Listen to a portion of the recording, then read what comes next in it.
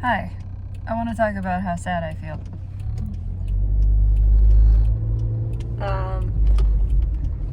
It's obviously,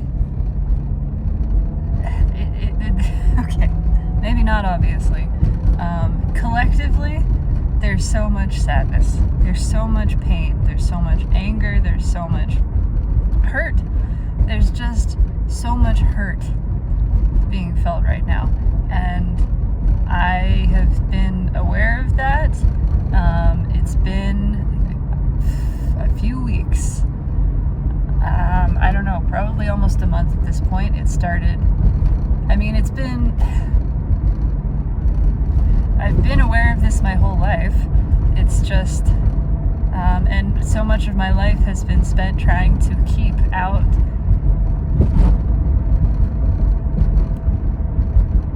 I am probably going to cry a lot in this video, just anyway. Trying to keep out pain.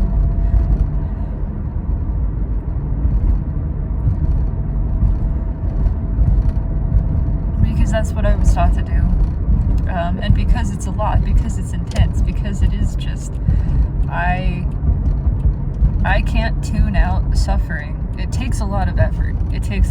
I can do it. It takes tremendous effort. So I can't do it for very long. And when I do, I end up, it's resistance, and I keep everything out. And so I can't keep suffering out without also keeping out, pleasure. So I learned very well how to dissociate, how to numb, and then, I get overwhelmed with that because that itself is a sensation that for a long time I was very just used to. I acclimated to that. But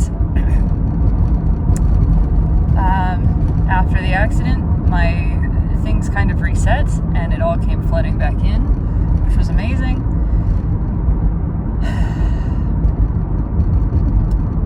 But it's also been really, really challenging.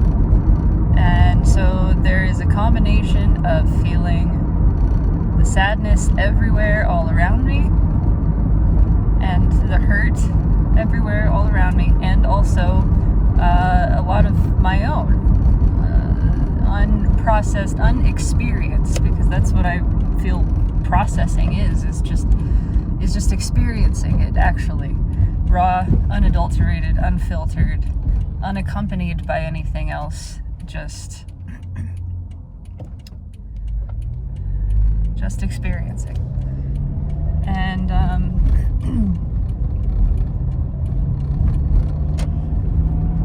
so on top of just being very sensitive, I am quite certain that I experience what would be called a dysregulated nervous system, dysregulated attachment style. I think those kind of go hand in hand. It's just things all over the place because I don't filter well, and I think that's on purpose. I think that's because I want to experience everything truly, and I think that's true for everyone who's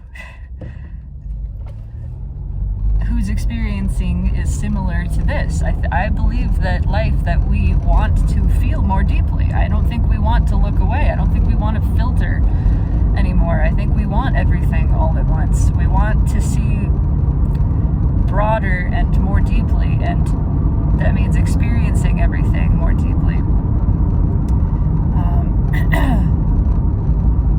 But it's a balancing act. It's learning how to be all-inclusive in perception, so you're not excluding anything, which means neither hyper-focusing on the pain nor focusing away from the pain in a way that obfuscates it. So it's this in-between place where you're not looking only at this and then it becomes totally overwhelming because it's all consuming and you've blocked actually everything else out, and not blocking the pain out, but allowing pleasure and joy and other all experience to be there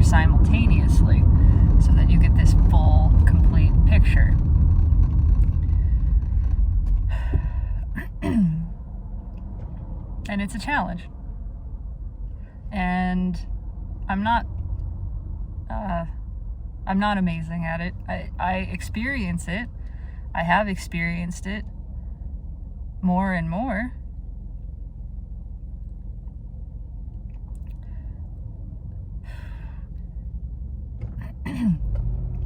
But the broader this perspective gets to, the more pain that I am witness to.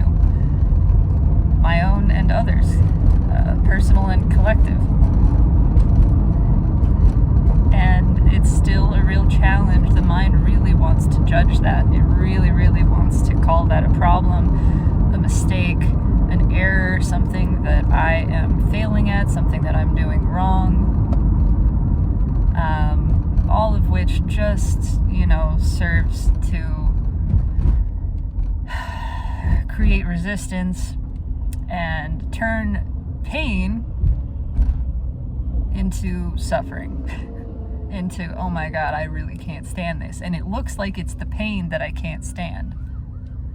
It is the attempt to withstand pain that is intolerable. It's the attempt to tolerate pain that becomes intolerable. If I just let it be there and say, this is here, there's no stopping it, when I finally break and reach that place of surrender,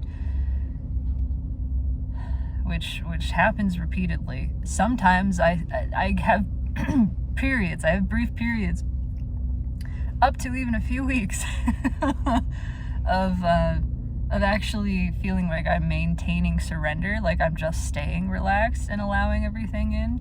Like the resistance doesn't have a chance to build, and that feels amazing. But more often than not, it's still these sort of like pressure build up and then collapse and everything rushes in.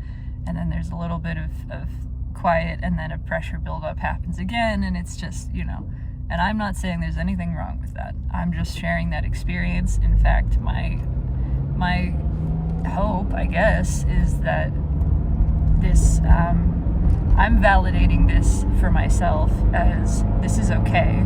Nothing is going wrong here. I'm hoping that potentially other people can hear that and just reaffirm for themselves, if this is your experience, that is also allowed. That we are not all meant to be Eckhart Tolle and Gangaji and Ram Dass, and it is right and natural and normal and good for these experiences to be varied and to not all be one thing and one way. That's what I am affirming and validating for myself. Of course, you don't need my validation, but I know it can help to hear other people permitting their experience to give permission to our own experience. Anyway, something else that I am noticing that is just sort of interesting is that and yes, I have a mind that is obsessed with understanding, and that can be very tricky to balance also. But noticing some things, it's very good at seeing patterns, very, very good at seeing patterns and assigning meaning. Most of the time, that is not helpful. It really just sort of clutters things up internally. But occasionally, it can feel helpful in terms of, oh, well, I see that this has happened over and over again, and I'm better able to accept it, seeing that it is part of a cycle, if that makes sense. I don't know, and that just is what it is too. I'm not going to judge that as good, bad, right, or wrong. But what I've noticed is how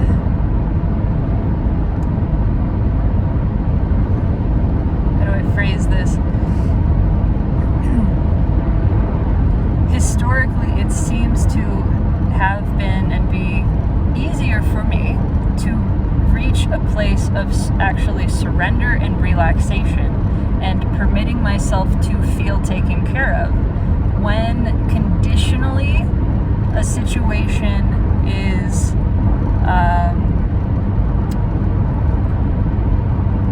Precarious, I don't know, unknown, I guess, sort of up in the air. When I am directly faced with the unknown,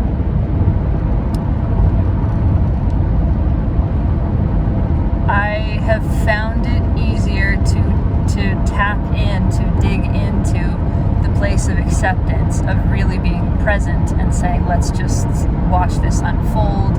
What I really want is to feel taken care of. I can do that right now by trusting that everything is okay, and however this works out, it works out, right? So there is a little bit of this sense that what might be called chaos, just being in the unknown, being at the sort of the crossroads, the liminal space where there is actually a sense of conditional insecurity potentially here. Potentially we don't know where the food is going to come from. We don't know where the money is going to come from. We don't know if the shelter is going to be there. We don't know if the health is going to, continue or change or whatever. Those kinds of things. Facing conditional insecurity, and this makes sense, pushes me into unconditional security. And I like that, and I enjoy that, and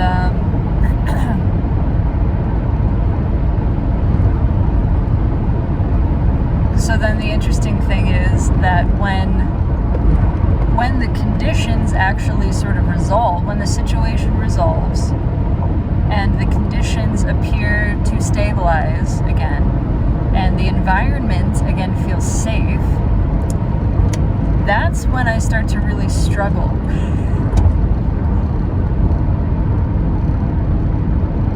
That's when the pain really sets in. And I can see how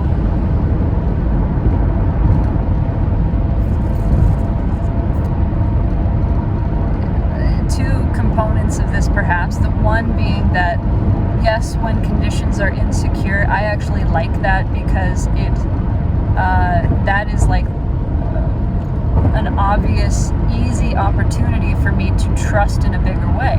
To trust, to say, look, I want to feel taken care of. Here is the ask, here is the call, and I can answer myself by trusting. I'm not like waiting for the answer. I'm knowing an answer is going to come. I'm knowing that this call is answered. I am feeling that in myself. I am feeling into the ease and the security and the satisfaction that is being taken care of. That is, ordering food and knowing that the chef is preparing it and that it's going to be amazing.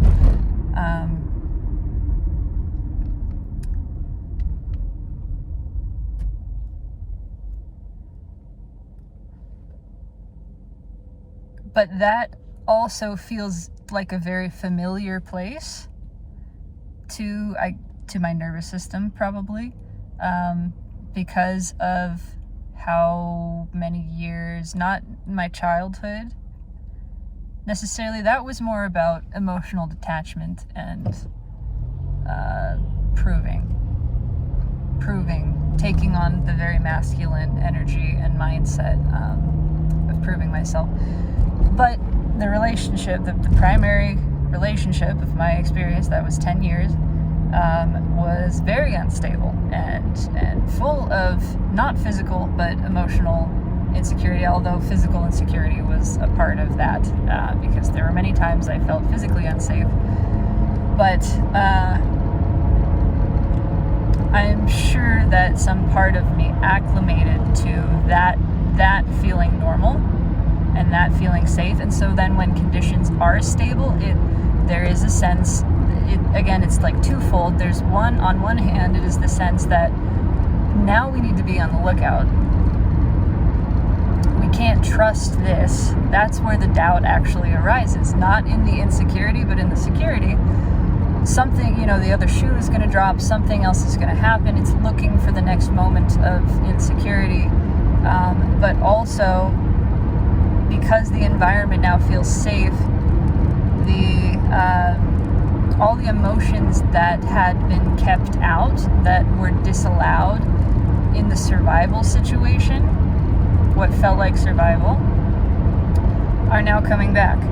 And so throughout my life, anger and sadness, all of the hurt essentially, was turned off during the periods that felt insecure. So there's this kind of weird overlap of, like, on one hand, I felt really easily into being taken care of.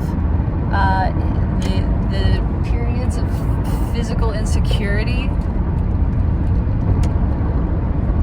felt like an easy and obvious push-off point into, oh, I'm going to source this security internally. But at the same time,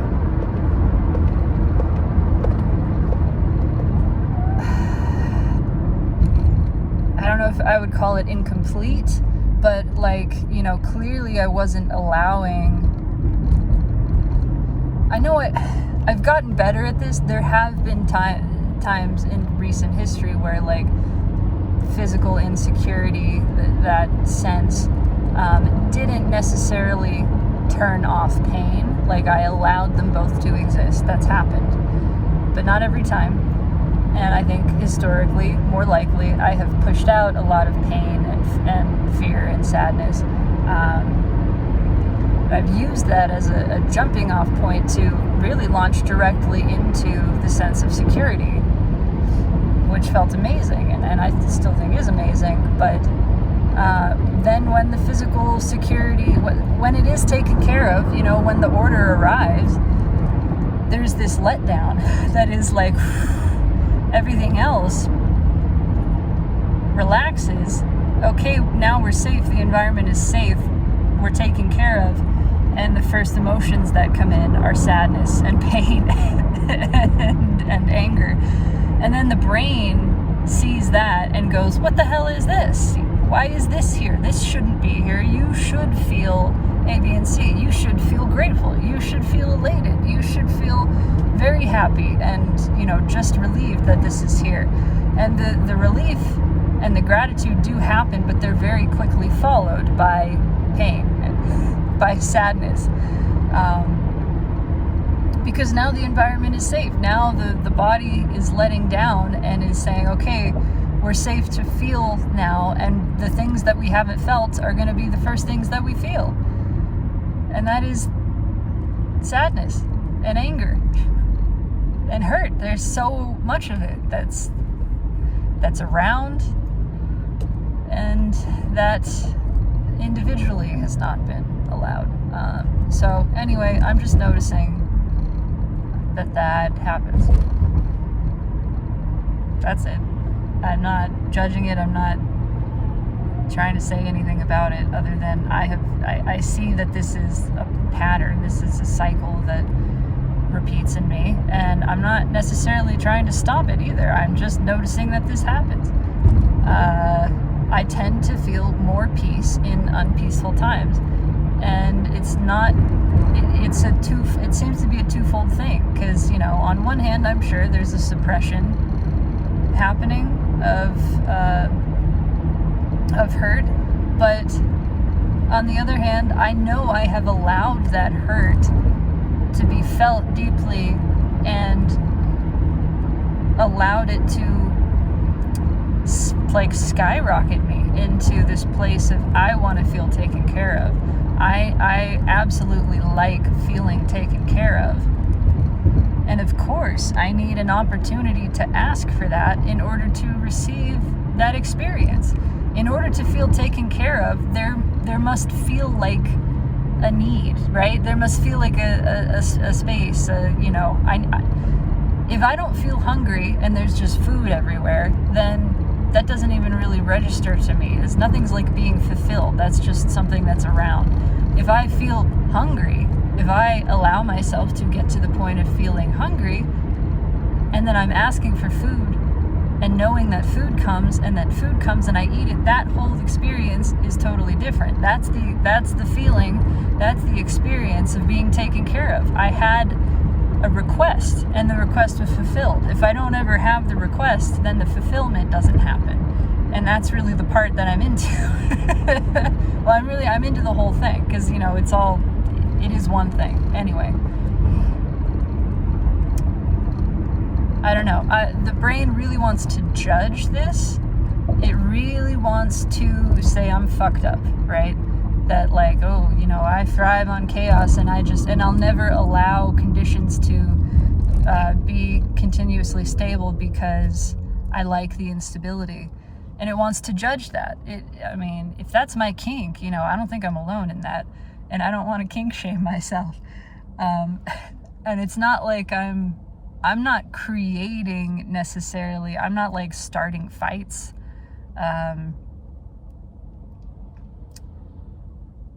It's not, it's like things are happening, It's more like maybe that I like making just barely enough money. I like that. I also have this, deep loathing of the economic system. Of economic systems, let me be clear on that. Not just capitalism, economic systems. All of that feels just like an abstract, illusory barrier between us and the free gift of the earth that is here, that is given freely to us, and then we just made up this shit in between. Anyways. And I love loathing that. So, that is what it is. But I really like making just enough money that sometimes it's a concern. Sometimes I don't know if it's going to be enough. We rely heavily on the community food pantry, which is amazing, actually. It's an amazing resource. And I really enjoy that. I really enjoy being given food for free without earning anything. I really enjoy that the options are actually limited. That I'm dead serious. I enjoy that going in, and usually it's my wife, bless her, who is the one to go and pick up, but I've gone with her a few times. And you get a certain number of points based on the size of your family, and then certain food items are cost, a certain amount of points. It's just the way that they split it up to make sure that it's evenly distributed. And they have different stuff. Every week. Some stuff is the same. There's almost always canned goods. There's tuna, there's beans, that kind of thing. But there's fresh produce that changes based on the season. The stuff in the freezer is different depending on, who's donated that week. And I love that. We both agree that we love that. It's so nice. It's so much more interesting and creatively inspiring to just receive food. Here's the gift, here's what it is. To receive it and just go, oh my gosh, thank you so much. Now we get to play and figure out what we can make with this. Instead of trying to come up with all these recipes and then going and finding the ingredients, you get the ingredients and then you get to come up with recipes. And that just feels so much more satisfying. It just does. It's more creatively inspiring. It's more interesting. It feels, there's just more of a sense of gratitude for receiving the gift there. And I really like all of that. And so I really don't want to make a whole bunch more money. Because I really like having just enough. And I really like being gifted. I really, really like being gifted. I really, really like not earning something, not feeling like I've done something to earn this, I'm a part of the deservingness cycle, and just receiving. I really like just receiving. I really like just asking. I really like just saying, gosh, there's not enough money for this, and I'm not gonna take on another job. We're not gonna work for it, but we would really like to have, money for this. And then money appearing. I really like that. in the form of gift, in the form of, oh, we just found this, someone wanted to give us this was extra, this just showed up. I really, really like that. I really like being as far from the economic system as possible. I like participating in the local, secondhand, direct to business, small businesses that are here. I like that.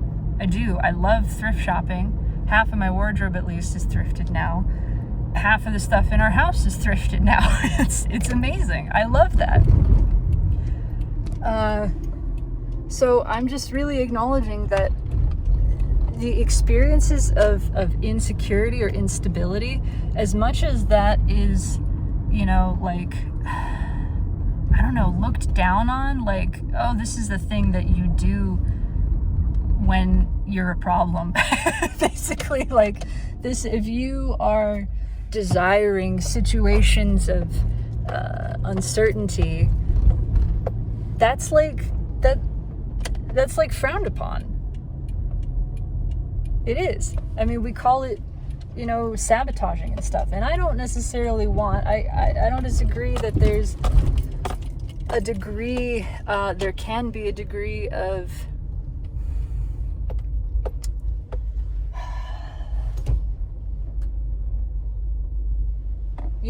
if you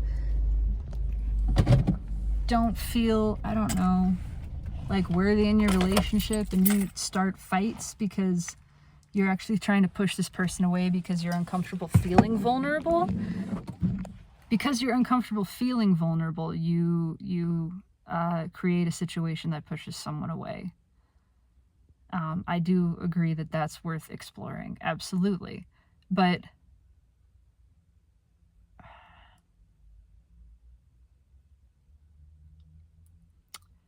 I don't know.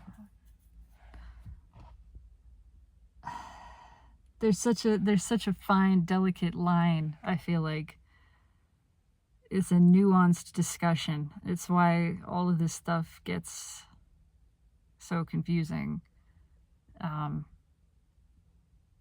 don't think it's shameful to say that I like feeling vulnerable.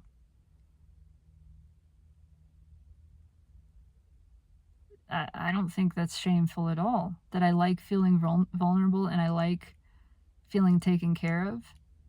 And I like asking for that. And it's not, but it's not like it's so tricky. It's not a requiring of the external validation in order for my feeling of security to then return. It's allowing the insecurity to be experienced,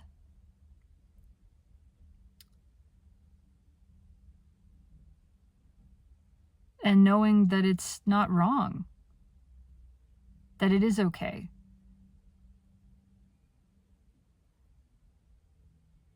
That because of this experience, I'm asking to experience security, and knowing that that happens, and then tapping directly into it. Then I can't experience security without experiencing insecurity.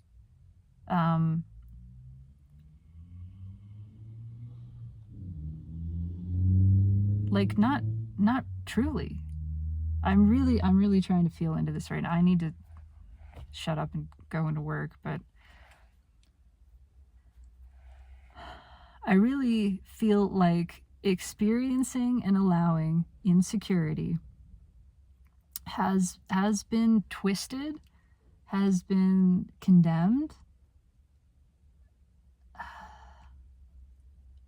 when it's really something that we deeply want. I think maybe we're embarrassed about that as human beings, that we desire, like, it's not just this self-sabotaging whatever, like, it's not just ego, like, this is a soul thing.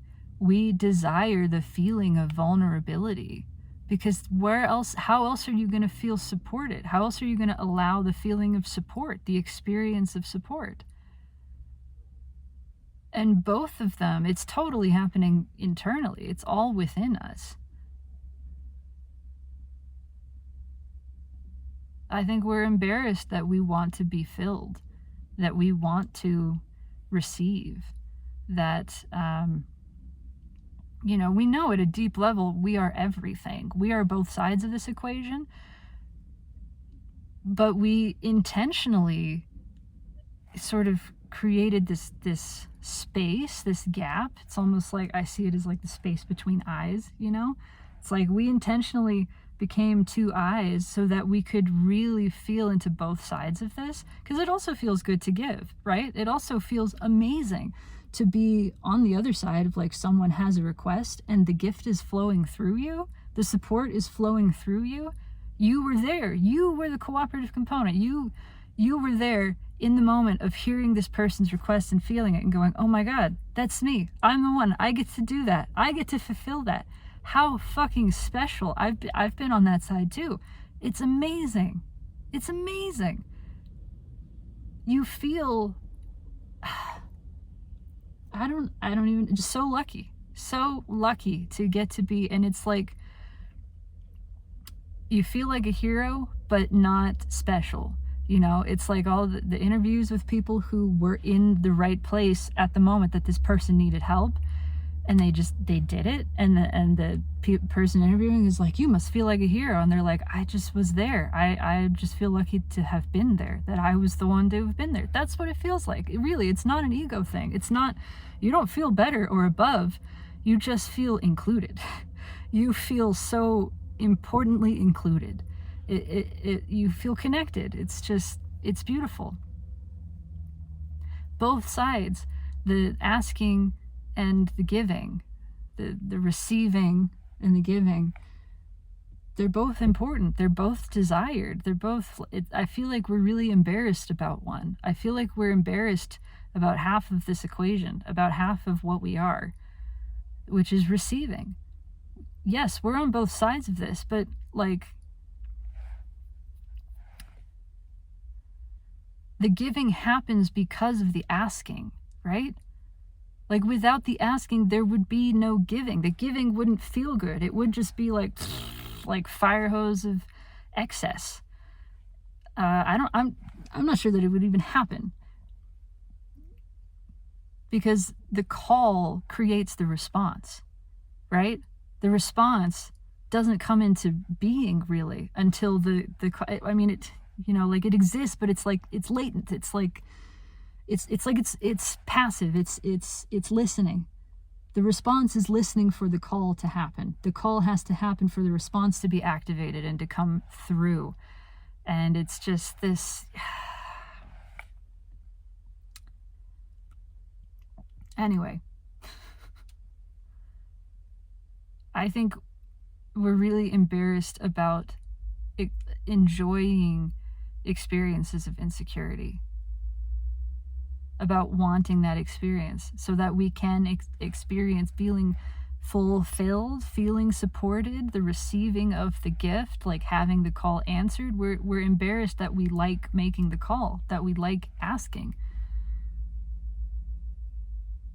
And, you know, I want to also honor and accept that in the periods where the call has been answered, there's some unprocessed stuff, there's unprocessed hurt that I haven't allowed. And I know that the hurt, I know I can feel getting really good at this means allowing the hurt to happen at the same time as the asking, and the same time as the internal fulfillment, to let that all just sort of trickle together, to let it again be like inclusive, to move, to feel the hurt, to not be keeping the hurt out, to not try to jump directly into security, but to feel the hurt.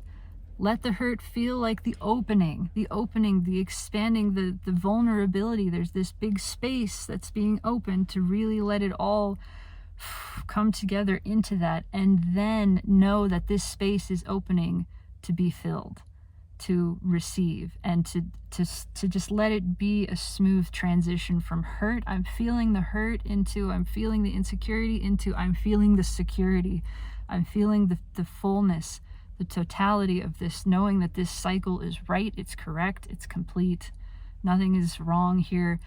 and then actually I can go back into the hurt in a new way because I'm feeling the completion of this. I'm actually allowing the hurt even more deeply. I'm not resisting that. I'm opening wider. The hurt is opening me wider. I'm receiving more deeply. I can see how it just like, it's like concentric expanding rings of actually pleasure in this whole experience. It's actually pleasurable to feel the hurt, feel the insecurity, feel the receiving, the security happening, you know, as a directly connected to this, and then move back into the hurt from there. And it's like, that feels good. That feels good. That's hot. I don't know how else to put it. That feels good. Okay. Well, I gotta stop. I gotta go inside, but this was interesting. Thanks for listening. I love you.